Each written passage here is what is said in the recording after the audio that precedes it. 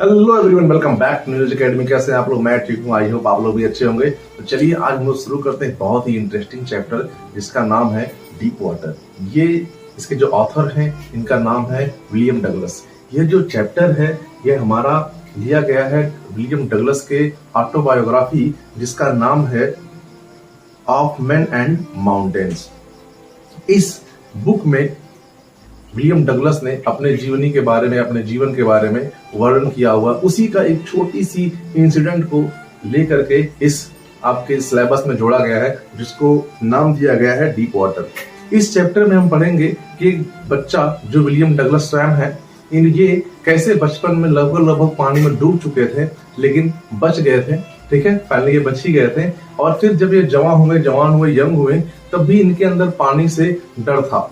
ठीक है, इस डर को हम लोग बोलते हैं एक्वाफोबिया।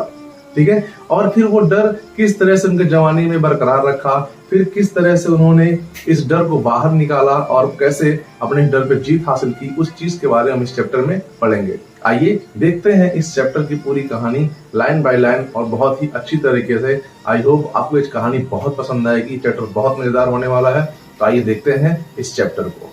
तो हमारे ऑथर बता रहे कि जब वो बस 10 या 11 साल के थे ना, तब वो YMCA पुल को ज्वाइन किए, यानी कि वहाँ जाते थे ताकि वो वहाँ पे स्विमिंग सीख सके, क्योंकि वो बहुत ही ज़्यादा सेफ जगह थी। अगर हम कंपेयर करें याकीमा रिवर से तो हाँ, क्योंकि उनकी मदर भी उन्हें वार्न करती थी कि वो कभी भी याकीमा रिवर के पास ना जाए और वहाँ पे जाके स्विमिंग ना सीखे, क्योंकि वो बहुत ही ज़्यादा डेंजरस जगह है। इंस्टेड ऑफ वो YMCA पुल जाके सीख सकते हैं, क्योंकि वो एक परफेक्ट और सेफ लोकेशन है स्विमिंग सीखने के लिए। फिर हमारे ऑथर बता रहे हैं कि वो जो YMCA पुल था ना, उसका जो सबसे डीपर एंड था वो था 9 फीट लॉन्ग और जो सबसे सैलो एंड था वो था 3 फीट लॉन्ग। ठीक है, अब यहाँ पे 9 फीट और 3 फीट लॉन्ग क्या है देखो बता देता हूँ।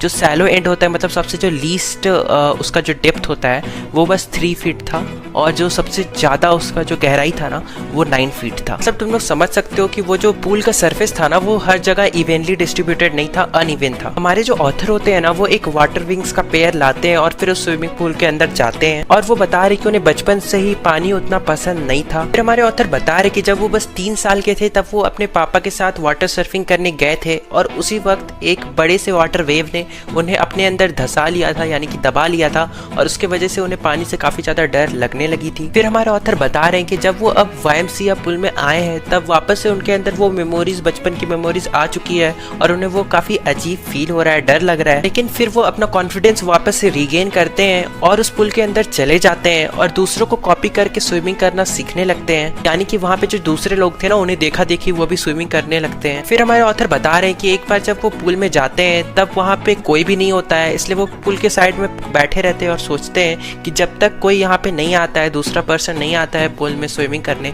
तब तक वो पुल के अंदर नहीं जाएंगे, क्योंकि हमें पता ही है कि उन्हें पानी से काफी ज्यादा डर लगता है। और फिर ऑथर वही पुल के साइड में बैठे रहते हैं, पर तभी एक लड़का आता है जो उन्हें पुल के अंदर ढकेल देता है, और हमारे जो ऑथर होते हैं ना वो उस पुल के डीपर एंड यानी कि 9 फीट नीचे जाके गिरते हैं, और क्योंकि वो बिल्कुल भी प्रिपेयर नहीं होते हैं पुल के अंदर डाइव लगाने के लिए, तो वो सिटिंग पोजीशन में ही पानी के अंदर गिरने लगते हैं। बहुत ज्यादा डर जाते हैं, वो काफी सारा पानी भी अपने अंदर ले लेते हैं और नीचे की तरफ गिरने लगते हैं। फिर वो बोलते हैं कि वो डरे हुए तो होते हैं, पर वो इतने भी डरे हुए नहीं होते कि वो कोई डिसीजन नहीं ले पाए, इसलिए वो सोचते हैं कि वो जैसे डीपर एंड में चले जाएंगे पुल के, वो वहां से एक बड़ी सी छलांग लेंगे ताकि वो ऊपर तक आ सके, और जैसे ही वो ऊपर आ जाएंगे तब वो सरफेस में, पानी के सरफेस में आने के बाद वो फ्लैट लेट जाएंगे और अपने पैरों से पैडल करते हुए पुल के साइड तक यानी कि कॉर्नर तक पहुंच जाएंगे। पर जब वो धीरे धीरे नीचे जा रहे होते हैं तब वो जो 9 फीट्स होता है ना, वो जो डीपर एंड का 9 फीट्स होता है वो उन्हें 90 फीट्स के जितने लगने लगते हैं। उनके लंग्स के अंदर इतना ज्यादा पानी भर जाता है कि फिर उन्हें लगने लगता है कि वो जल्दी अब बर्स्ट कर जाएंगे, यानी कि फूट जाएगा उनका लंग्स। पर फिर जब वो पानी के सबसे डीपर एंड में सबसे ज्यादा नीचे जाके सरफेस पे जाके स्ट्राइक करते हैं और वो जंप लगाते हैं, तब उन्हें लगता है वो जल्दी ही बहुत स्पीड से पानी के सबसे ऊपर पहुंच जाएंगे, लेकिन ऐसा नहीं होता है। वो पानी के सरफेस तक नहीं पहुंच पाते हैं उस स्पीड से, जिस स्पीड से उन्होंने सोचा होता है। वो काफी धीरे धीरे ऊपर आते हैं, और वो जैसे ही अपनी आंखों को ओपन करते हैं ना, आइस को ओपन करते हैं, तब उन्हें अपने आसपास पानी के अलावा और कुछ भी नहीं दिख रहा होता है। वो काफी ज्यादा डर जाते हैं, सफोकेट करने लगते हैं, वो चिल्लाने की कोशिश भी करते हैं, पर लेकिन उनकी आवाज कोई भी नहीं सुन पाता है, क्योंकि उनके गले के अंदर भी पानी घुस चुका होता है। ऑब्वियसली यार, अगर तुम पानी के अंदर जाके चिल्लाओगे तो तुम्हारी आवाज बाहर मतलब ना के बराबर ही सुनाई देगा। और उसके बाद जब वो धीरे धीरे ऊपर जाते जाते एकदम सरफेस तक पहुंच जाते हैं, तब उनकी बस नाक और थोड़ा सा आइस बस सरफेस के बाहर आ पाता है, उनका पूरा बॉडी उस सरफेस के बाहर नहीं आ पाता है। इवन उनका माउथ भी पानी के बाहर नहीं निकल पाता है कि वो चिल्ला पाए, और वो अपने पैर हाथ चलाने की भी कोशिश करते हैं, लेकिन इससे भी कोई फायदा नहीं होता है, उल्टा वो और पानी निगल लेते हैं। फिर उन्हें उनके खुद के पैर डेड वेट्स की तरह लगने लगते हैं, मतलब ऐसा पार्ट उनके बॉडी का जो कोई काम का नहीं है, बस वेट बढ़ा रहा हो। और फिर से वो नीचे की तरफ जाने लग जाते हैं। उनके लंग्स में बहुत ज्यादा पेन होने लगता है और धीरे धीरे उन्हें डिजी भी फील होने लगता है। लेकिन उन्हें प्लान अच्छे से याद था, यानी कि वो जैसे ही एकदम नीचे जाके स्ट्राइक करेंगे, उसके बाद उन्हें एक अच्छा सा जंप लेना है, उसके बाद वो जल्दी ही सरफेस के ऊपर आ जाएंगे और वहां से वो पैडल करते हुए उस पुल के कॉर्नर तक पहुंच जाएंगे। फिर से वो यही सोचते हैं, लेकिन वो जैसे जैसे नीचे जा रहे थे ना, उन्हें वाटर के अंदर चारों तरफ बहुत ज़्यादा अंधेरा दिखने लगता है।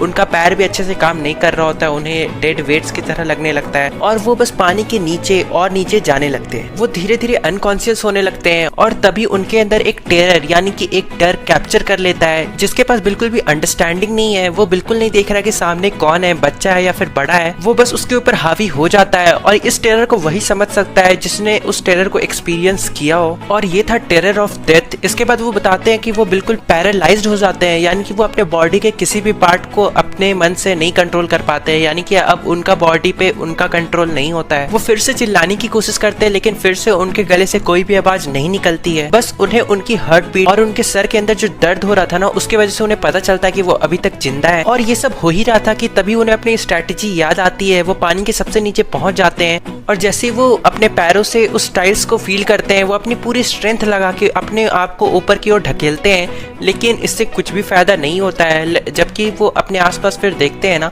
तो उन्हें सिर्फ पानी पानी पानी ही दिख रहा होता है। फिर वो सोचते हैं कि वो किसी चीज को पकड़ ले अपने आसपास, लेकिन पानी के अंदर ऐसा कोई भी चीज नहीं होता जिसे वो पकड़ पाए।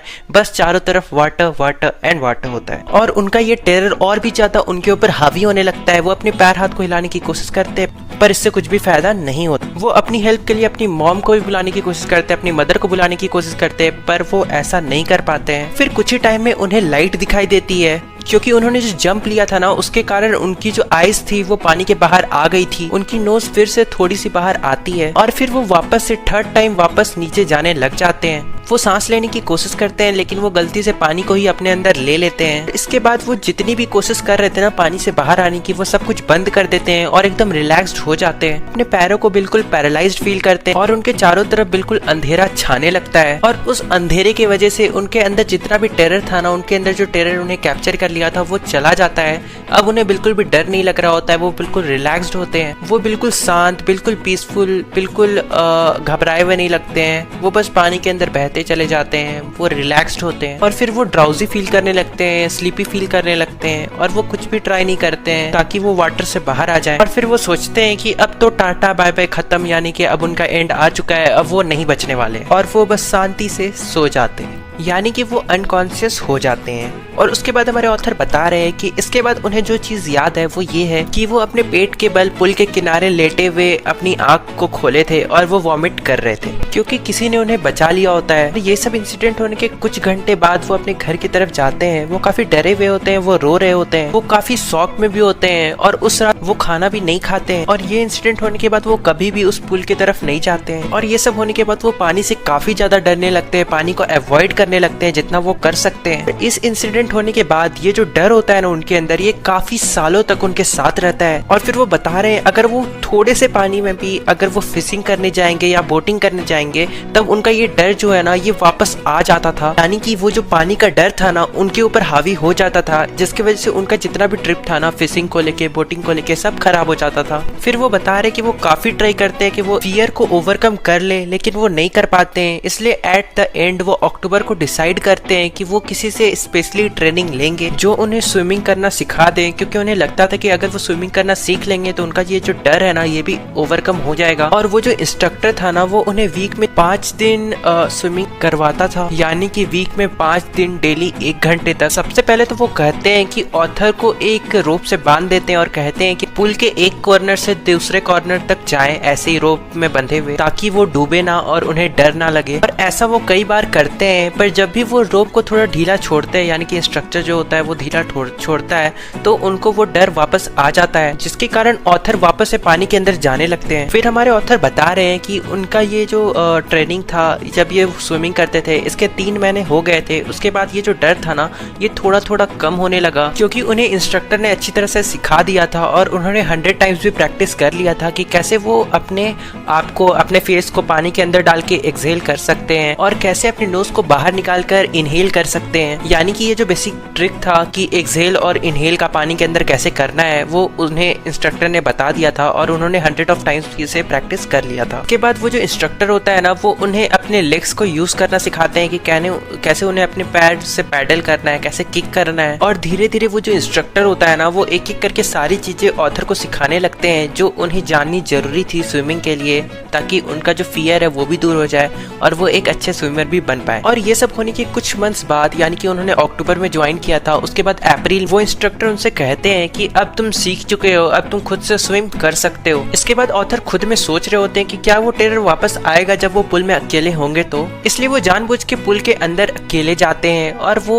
इसे ट्राई करते हैं। और जब वो ऐसा कर रहे होते हैं, वो अकेले स्विम कर रहे होते हैं, तब उन्हें इस टेरर के छोटे छोटे पार्ट वापस आने लगते हैं। वो टेरर धीरे धीरे करके उनके ऊपर फिर से हावी होने लगता है, लेकिन फिर भी ऑथर बिल्कुल भी नहीं डरते हैं और वो अपने इस डर को ओवरकम पूरी करने की कोशिश करते हैं और वो उस पूरे पुल में स्विम करते हैं। लेकिन ये सब करने के बावजूद वो अपने आप से सेटिस्फाई फील नहीं कर रहे होते हैं। उन्हें लगता है कि हो सकता है कि उनका टेरर वापस आ जाए, इसलिए वो अपने आप को पूरी तरह से सेटिस्फाई करना चाहते हैं ताकि वो श्योर हो जाए कि फिर से ये टेरर उनके ऊपर हावी नहीं होगा। इसलिए वो डिसाइड करते हैं कि वो लेक वेम्थवार्थ में जाएंगे। वो वहां से 2 किलोमीटर स्विम करते हैं कोई एक आइलैंड तक, जिस आइलैंड का नाम है स्टैम्प एक्ट आइलैंड। पर ये 2 किलोमीटर स्विम करने के बीच में बस एक बार वो टेरर थोड़ा सा उनके ऊपर मतलब हावी होने लगता है, वापस आता है, जब वो एक बार अपने पूरे जो फेस होता है ना उसे पानी के अंदर डालते हैं, मतलब डुबोते हैं। लेकिन फिर उस टाइम पे हमारे जो ऑथर होते हैं वो हंसते हैं और वहां से आगे डाइव मतलब स्विम करने लगते हैं। लेकिन इसके बाद भी उन्हें खुद पे डाउट होता है कि उनका जो टेरर है वो कहीं वापस तो नहीं आ जाएगा। अभी भी उन्हें शक हो रहा है, उन्हें लग रहा है कि उनका जो टेरर है वो पूरी तरह से गया है कि नहीं गया है। इसलिए वो वार्म लेक की तरफ जाते हैं। जैसे डॉग कॉर्पोरेट ने उस लेक में स्विम किया था एक छोर से लेकर दूसरे छोर तक, वैसे ही ऑथर भी स्विम करते हैं। और इसे कंप्लीट करने के बाद वो फाइनली श्योर हो जाते हैं कि उन्होंने अपने फियर को ओवरकम कर लिया है। वो काफी खुश भी हो जाते हैं और वो समझ जाते हैं कि उन्होंने इस वाटर के टेरर को कॉन्करर कर लिया है, यानी जीत हासिल कर ली है। ऑथर अपने ऊपर प्राउड भी फील कर रहे होते हैं कि कैसे उनके ऊपर एक डर ने हावी कर लिया था, उनके ऊपर एक डर ने कब्जा कर लिया था और उन्होंने उसे कॉन्करर कर लिया, यानी कि जीत हासिल कर लिया, ये सोच के। और वो खुद में सोचते हैं कि ये जो फीलिंग है ना, ये सब कोई नहीं समझ सकता है। ये फीलिंग को वही समझ सकता है जिन्होंने इस डर हराया हो या फिर इस डर के ऊपर कॉन्करर किया हो या फिर बेसिकली इस फेज से गुजरा हो। यानी कि जो डेथ है ना वो तो इजी है, मतलब वो बहुत ही रिलैक्स्ड है, वो बहुत ही नॉर्मल है, वो किसी सब कोई को आनी है। लेकिन जो सबसे बड़ा डर है ना वो फियर ऑफ डेथ का है, जिसके ऊपर कॉन्करर करना इजी नहीं है, जिससे जीत हासिल करनी इजी नहीं है। और जैसा कि रूजवेल्ट कहते हैं कि जो सबसे बड़ा डर है ना वो डर इटसेल्फ है, यानी कि डर खुद है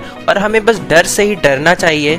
लेकिन वो बताते कि उन्होंने दोनों चीज़ एक्सपीरियंस किया है। वो एकदम मौत को छू के, कैसे कहते हैं, मौत को छू के टक से वापस आ सकते हैं, तो वही वाला सिचुएशन इनके साथ भी है। तो वो बता रहे कि इन्होंने मौत को भी फेस किया है ऑलमोस्ट, और जो मौत होती है ना, यानी कि जो डेथ होती है ना, वो काफ़ी ईजिली हो जाती है। लेकिन जो फियर ऑफ डेथ है ना, ये बहुत ही ज़्यादा खतरनाक वाला डर है, ऐसा कुछ। फिर हमारे ऑथर बता रहे कि उन्होंने दोनों तरह के डर को फेस किया है, लेकिन उनकी जो जीने की इच्छा थी ना वो उस डर से काफ़ी ज़्यादा आगे थी, बड़ी थी, इसलिए उन्होंने उसके ऊपर जीत हासिल कर ली, कॉन्करर कर लिया। और अब मैं फ्री हूँ इस टेरर से और अब मैं इजिली आगे बढ़ सकता हूँ अपनी फ्यूचर लाइफ के लिए और अपने गोल्स को भी अचीव कर सकता हूँ, वो भी बिना किसी डर के। और ऐसे हमारा जो चैप्टर का एक्सप्लेनेशन है वो खत्म होता है। तुम लोग बताना तो इस तरह से हमारा ये चैप्टर खत्म होता है।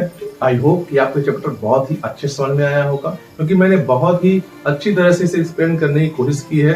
अगर आपको वीडियो अच्छा लगा है तो लाइक करिए और कमेंट करके बताइए हमें कि इस वीडियो में क्या कमी रहेगी, ताकि नेक्स्ट कंटेंट में आपको और अच्छी तरह से आपके सामने पेश किया जाए। चलिए मिलते हैं फिर नेक्स्ट वीडियो में, तब तक जय हिंद।